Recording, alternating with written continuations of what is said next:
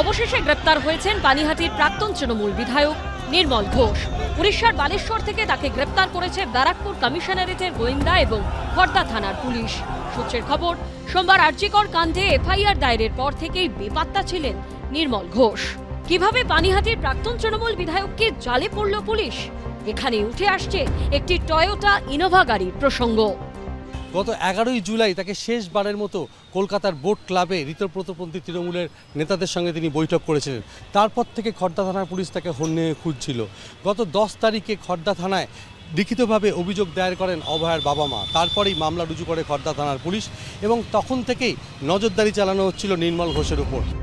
সূত্রের দাবি, ব্যারাকপুর কমিশনারেটের গোয়েন্দাদের কাছে খবর ছিল নিজের গাড়ির বদলে গত কয়েকদিন ধরেই ভাড়া করা সিলভার কালারের একটি টয়োটা ইনোভা গাড়ি করে ঘুরে বেড়াচ্ছিলেন পানিহাটির প্রাক্তন তৃণমূল বিধায়ক।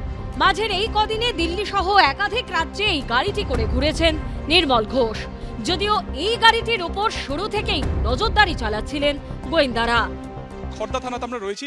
এই হচ্ছে সেই গাড়ি, সিলভার কালারের যে গাড়ি, যে গাড়িতে করে এখান থেকে গত সোমবার দিনকে এফআইআর দায়েরের পরই নির্মল ঘোষ পালিয়ে গিয়েছিলেন।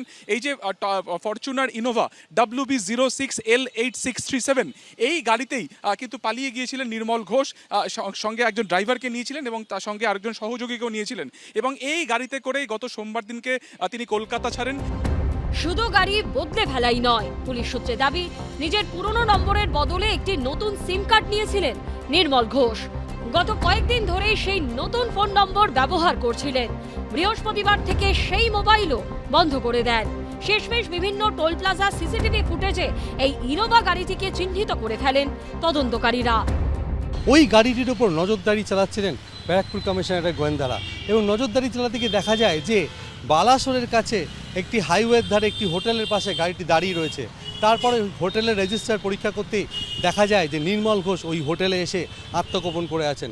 তখনই গতকাল দুপুরে সেই হোটেল থেকে তাকে গ্রেপ্তার করে ব্যারাকপুর কমিশনারের গোয়েন্দারা এবং খড়দা থানার পুলিশ।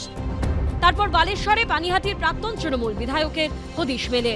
গ্রেপ্তারের পর উড়িষ্যার আদালতে তোলা হয় পানিহাটির প্রাক্তন তৃণমূল বিধায়ক নির্মল ঘোষকে।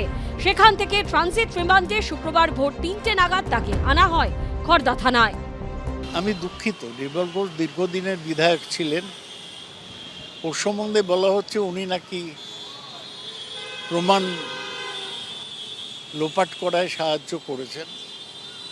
উনি তো শ্মশানে গিয়েছিলেন স্থানীয় বিধায়ক হিসেবে। তা তার মধ্যে অপরাধ কোনটা সেটা আদালতে প্রমাণ হোক। আমি বিশ্বাস করি আমাদের সরকার সঠিক পথে চলছে। আমাদের মুখ্যমন্ত্রী শুভেন্দু অধিকারী অত্যন্ত দৃঢ়তার সঙ্গে, স্বচ্ছতার সঙ্গে এবং দ্রুততার সঙ্গে অন্যায় এবং বিচ্যুতির বিরুদ্ধে ব্যবস্থা নিচ্ছেন।